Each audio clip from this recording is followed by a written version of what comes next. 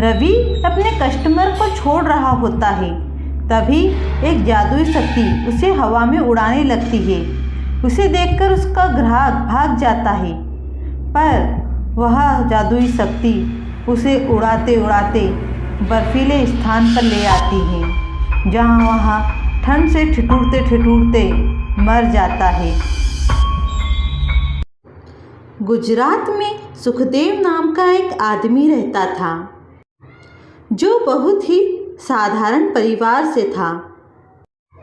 वह महीने के मुश्किल से 10 से 15 हजार रुपये कमा पाता। उसने अपने जीवन को सुधारने के लिए हर मुमकिन प्रयास किया। स्कूलों में पढ़ाया, बच्चों को ट्यूशन्स पढ़ाई, कपड़े की दुकान पर काम किया, पर फिर भी वह अपने परिवार को एक अच्छा जीवन नहीं दे पा रहा था, क्योंकि सुखदेव की उम्मीदें बहुत बड़ी थी। वह बहुत अच्छा जीवन जीना चाहता था।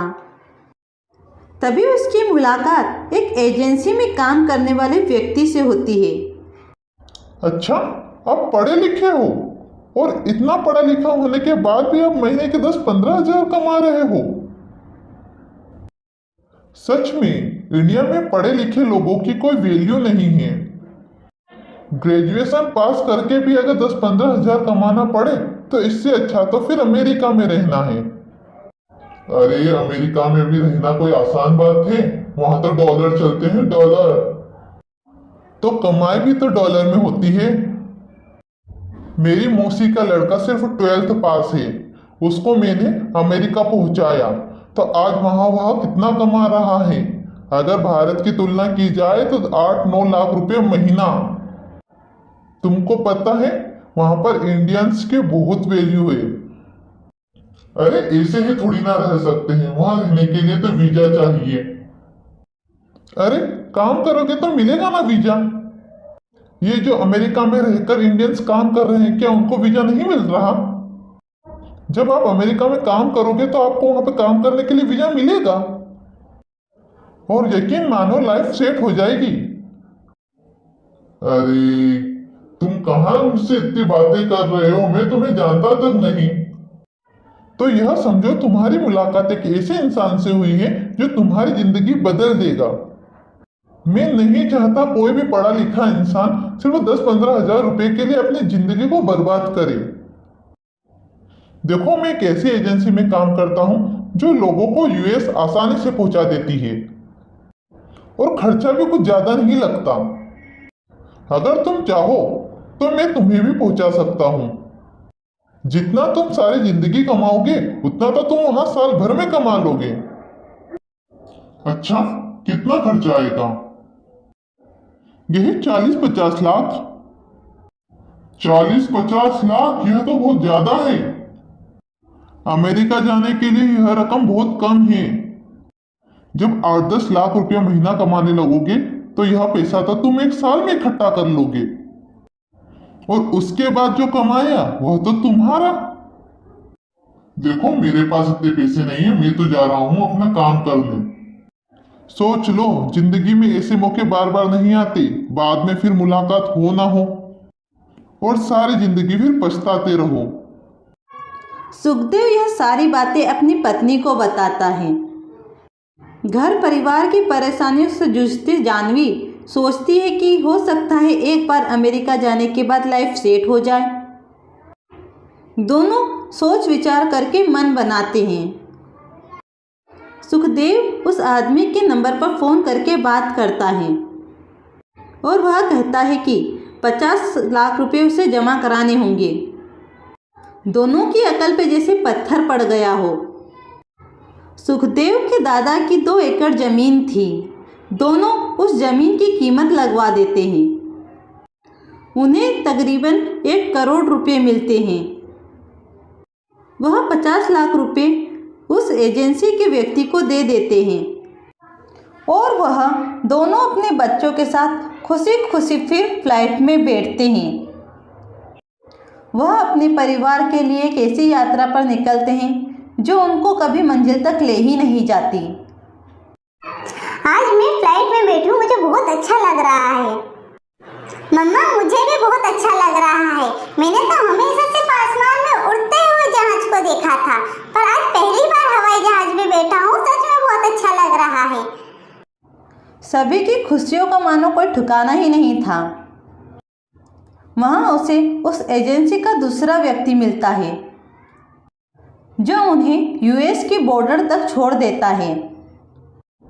यह रहा आपका रास्ता, अब इसके आगे आपको अकेले जाना होगा। मतलब क्या? देखो, तुम लोगों ने जो पैसे दिए वह सिर्फ यहाँ तक आने के थे। इसके आगे जाने के लिए तुम्हें खुद सफर करना होगा। यहाँ से सीधे पैदल चलते रहो और आपको अमेरिका की बॉर्डर खुद से पार करनी होगी। उस एजेंसी के मालिक ने उन्हें यह नहीं बताया था कि यह फ्लाइट उन्हें मंजिल तक कभी नहीं पहुंचाएगी।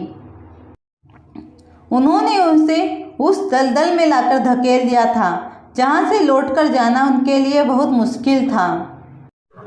यहाँ से अमेरिका कितनी दूर होगा? कुछ खास दूर नहीं है, यही 5-6 किलोमीटर।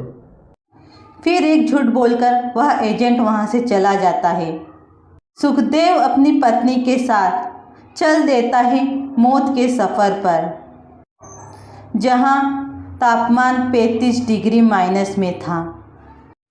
चारों ठंड से ठिठुरते वहीं चलते रहते हैं। उस रास्ते में ना ही कोई खाने की सुविधा थी, ना ही रहने की। वह अपने बच्चों के साथ चल तो लिए, पर सफ़र था कि ख़त्म होने का नाम नहीं ले रहा था। मम्मा, मैं बहुत थक चुकी हूँ, अब मुझसे चलने की नहीं बन रही। बस बेटा, थोड़ी ही दूर है।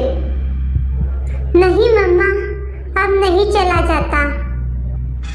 और तभी जाह्नवी को एक बर्फीला तूफान उठता हुआ दिखाई देता है, जो बहुत तेजी से उनकी तरफ बढ़ रहा होता है। जैसे तैसे कुछ दूरी तक वो चलते तो हैं, पर उस तूफान के आगे वह निकल नहीं पाते हैं। उस तूफान के आते ही जाह्नवी अपनी बेटी से चिपक जाती है, तो सुखदेव अपने बेटे को कस के पकड़ लेता है और थोड़ी देर में एक हंसता खेलता परिवार तूफान के अंदर समा जाता है।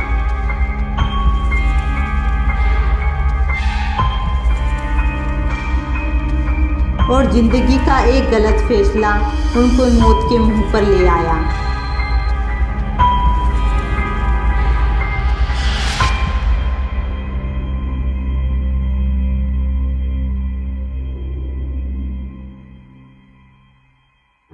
पर यही कहानी वापस से दोहराने वाली थी, क्योंकि वह एजेंट अपनी चिकड़ी चुपड़ी बातों से दूसरे लोगों को भी अपना शिकार बनाते हैं। जाहिर सी बात है, मौत के इस रास्ते में उनसे जानकारियां छुपाई जाती थी। एक हंसता खेलता परिवार मौत के मुंह में समा तो गया था, पर अब शुरुआत होनी थी एक नए कल की। जब सुखदेव की आत्मा अपने परिवार की लाश देखती है, तो उसे अपनी गलती का पश्चाताप होता है और वह फिर अपने उल्टे कदम लेकर चल देता है उन लोगों का विनाश करने, जिन्होंने उसके हंसते खेलते परिवार को मिटाया था। जहां वह एजेंट फिर एक परिवार को छोड़ रहा था और फिर वह वहां आने वाले हर एक एजेंट को मारना शुरू कर देता है। अब भी सुखदेव की आत्मा वहीं भटकती रहती है उन लोगों को मारने के लिए जो कुछ पैसों के लिए किसी की भी बलि दे देते हैं। अगर हमारी वीडियो अच्छी लगे तो प्लीज़ वीडियो को लाइक और चैनल को सब्सक्राइब करना मत भूलना। वीडियो देखने के लिए धन्यवाद।